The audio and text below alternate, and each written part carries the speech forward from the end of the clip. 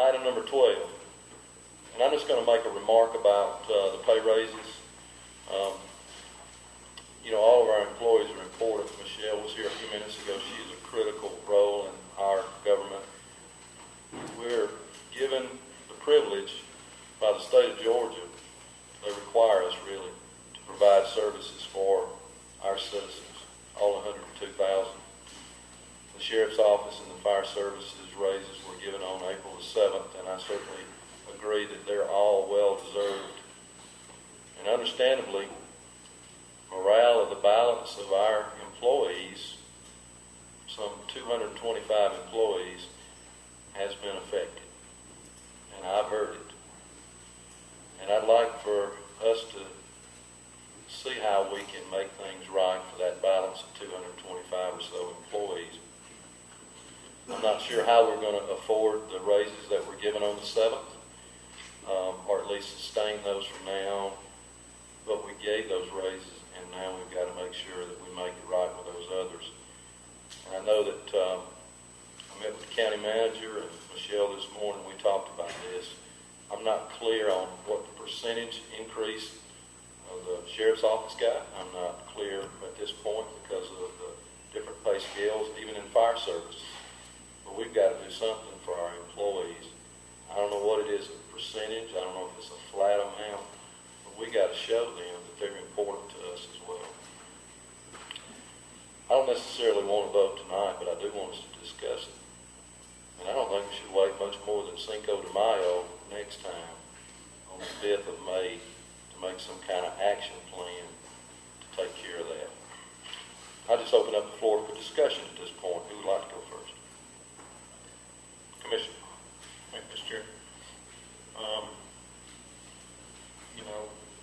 4 or 5 months ago, we charged county manager and county chair to try to find funds to give the sheriff deputies a raise. I guess what I'm asking is for county manager, county chair, go and see if you can shake a few more dollars. This was something that anticipated us looking at during budget and coming back with a plan.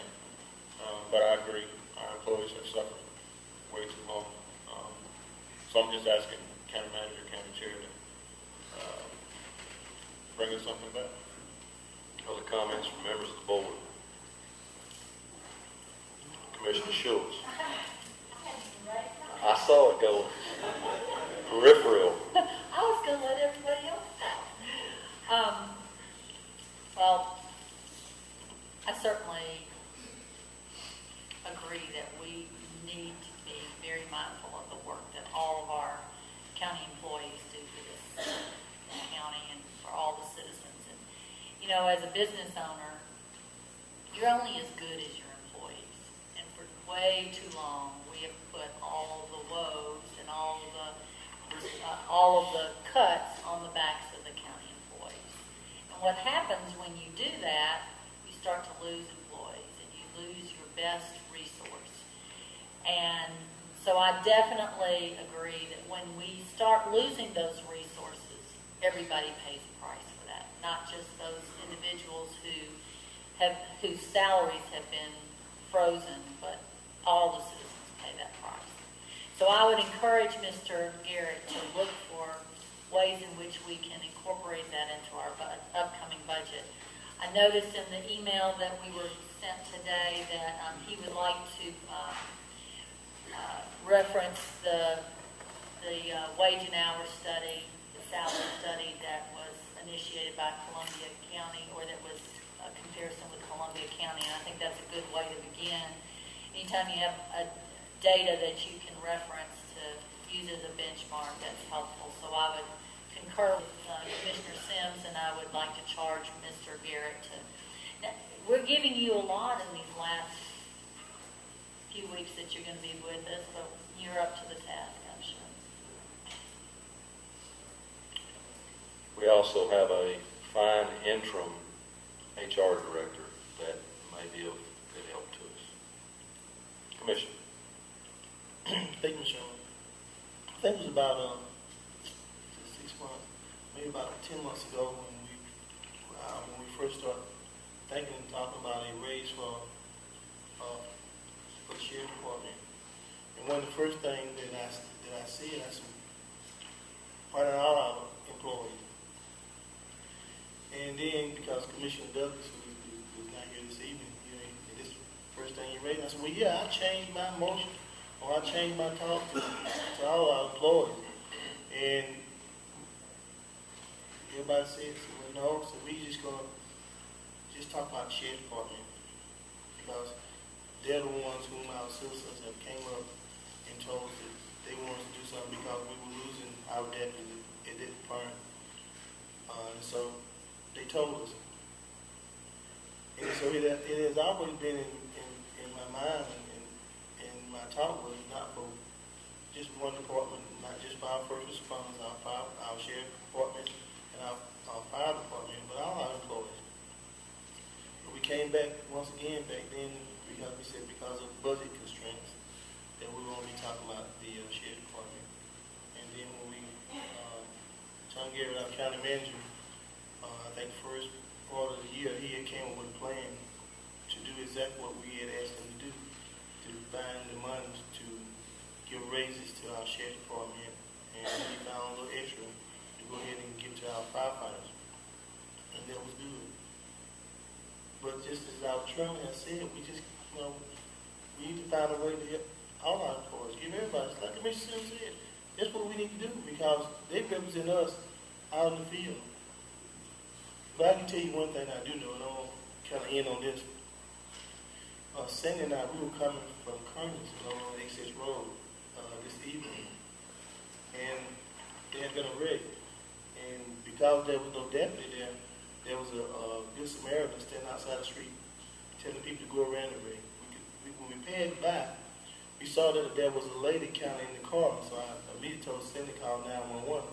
But by the time before she could call 911, we heard a patrol officer, or an officer, in a black and white car coming in Access Road to the accident. So I'm saying to all of us that when something bad happens, we need a deputy there or a firefighter to make sure that they're there when we fall. Now, I personally said, this is what I told my wife, I said, had we get our officer better, then we wouldn't have to be trying to think about calling. Maybe possibly there wouldn't have been a good Samaritan outside trying to direct traffic, and we had our full staff of officers that Sheriff Brown had originally asked us to kind of help save, as he said one time, stop the bleeding. So, we provide services for our citizens, and they deserve these services, and we need to do what we need to do in order to protect and make sure that these services are provided for our citizens. Thank you, Mr. Chairman. I'll try to be short, Mr. Chairman. Voice is getting hoarse tonight. First of all, I want to say to the community that I think you've heard quite a few times where the board has, even tonight, has continued to put things on Mr. Tom Garrett. And, that's because we know him. He's a good man, very, very educated, and usually delivers truth with a little bit of charm instead of sarcasm or bluntness. And you will be missed, Tom. It's been real nice getting to know you. And if you guys don't know the man, he's not a Boy Scout. He's an Eagle Scout times two, I believe. But challenging Mr. Garrett with finding money for a pay increase for the rest of the organization. He's our county manager today. He's not a magician. The increase that I feel the employees will get next year, I do think it will continue the pattern. I think there will be an increase that continues the pattern that we've set over the last year and a half. But my fear is it's going to pale in comparison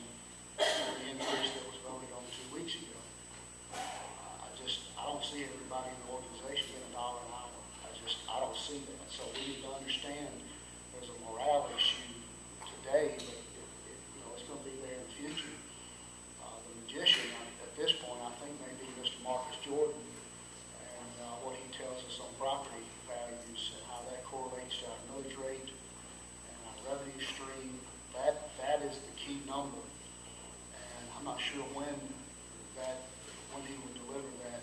Do we know when we'll have that number? Is it late May? You're quick to the draw. Go ahead. I'll make some comments if you don't cover them. Go ahead. Thank you, Mr. Chairman. I've had a couple of members of the board ask for Mr. Jordan to come and give a report to the full board, and he is scheduled for Cinco de Mayo to be here before the board and give his update on the digest. As you all know, we've been fighting this schedule with the digest for several years now, ever since Commissioner Douglas' friends under Gold Dome changed the assessment deadlines, the appeal periods, etc. They lengthen the overall process 60 or 90 days, which makes the deadline for the digest. And when I say the deadline for the digest, we can't do it any earlier because there's a process when notices have to go out. There's a process for when property owners get to appeal notices. The deadline is June 23rd this year, if I'm not mistaken. So he'll be able to give us an update in May. The final digest won't be until the last week of June. All the while, we're going through a budgeting process that, I guess there's two ways to look at it. Are we budgeting to a millage rate, or are we budgeting for an organization and their needs? And they're not, you can't separate the two, and I understand that. And I had some comments about the raises. Absolutely. Go ahead. I guess I'm being long-winded tonight, but, the board did ask me, I think it was November, maybe December, to look at the requests from public safety, from the sheriff, and from the fire chief.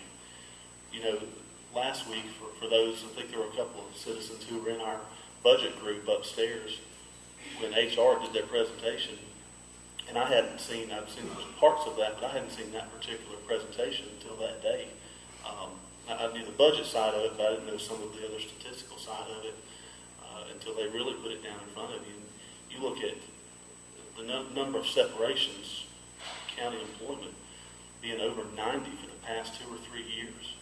We only have 600 employees, and we're separating, either we're firing or people are resigning and leaving. It's over 90 people per year. And that retention is an issue at all levels of the organization, not just the frontline people who are every day dealing with the citizenry, whatever the situation might be for fire or sheriff or roads, but for middle management, it's all the way through the organization. We've had this debate back and forth whether there should be a cutoff point for who gets raises. Only people making a certain amount, only people making up to $10 an hour, only making up to $15 an hour. But, I'm here to say, and I think anybody who's been a part of an organization, if you do that, if you lose your mid-management, your frontline supervisors, you're destroying what gives the organization a chance to be efficient. Two of the mid-level managers at the sheriff's department who I knew personally, and why did they leave? I don't know all the circumstances. I know they were rising stars. One's a police chief in the city of Canton. One's the criminal investigation division manager for the city of Brookhaven. And we put years and years of service, or years and years of training into them, and they gave good service during that period of time.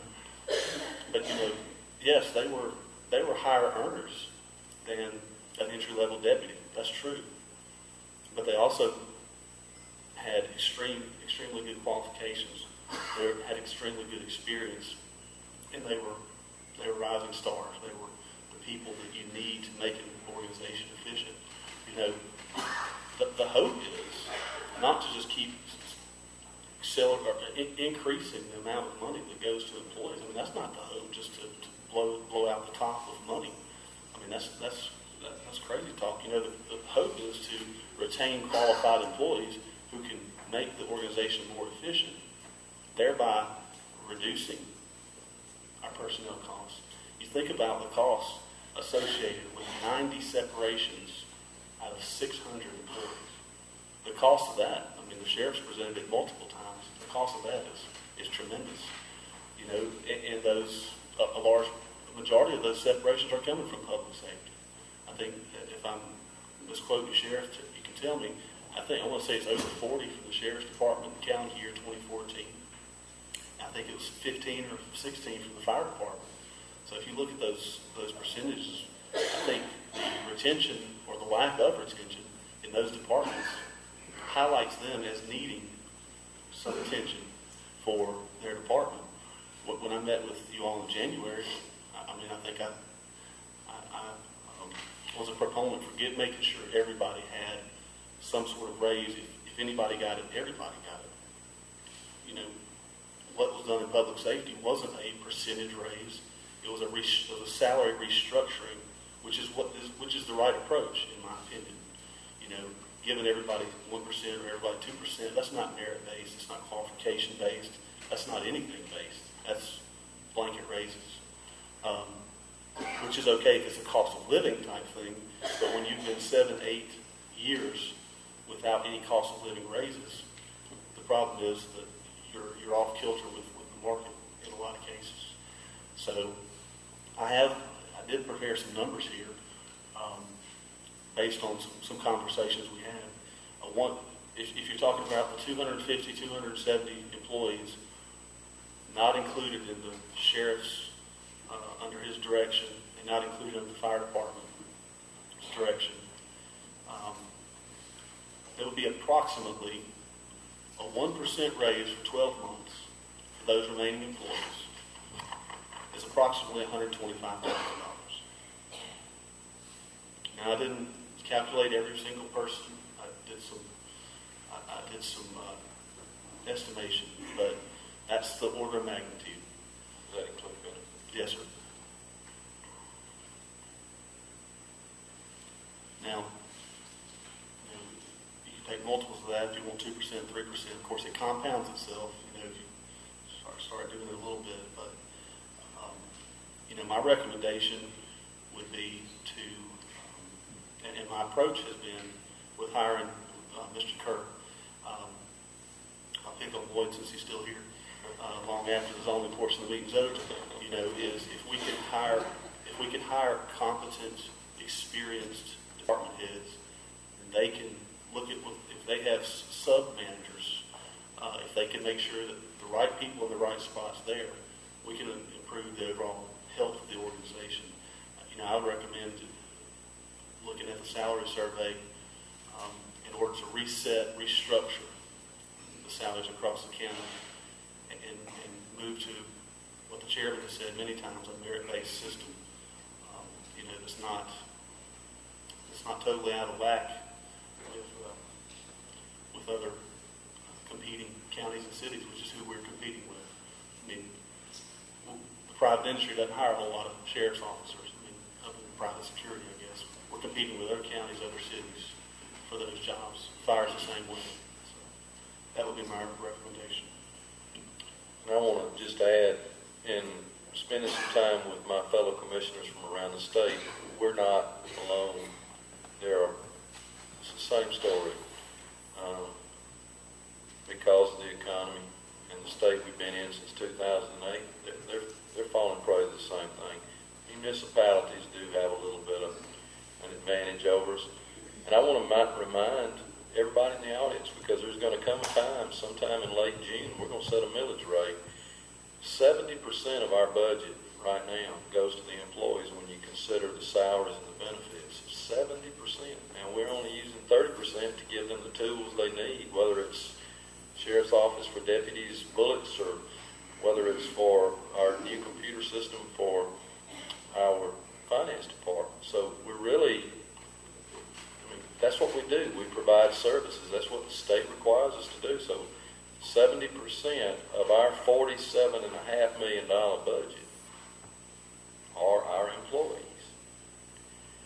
And for everybody sitting out there, listen now, only about 18 or 19 million is directly a result or related to the millage rate. So you'll have to, we're talking about having to raise that in some cases to be able to satisfy the real needs. the majority of our budget does come through property taxes. They come from other sources. So I think that's maybe a little bit of education in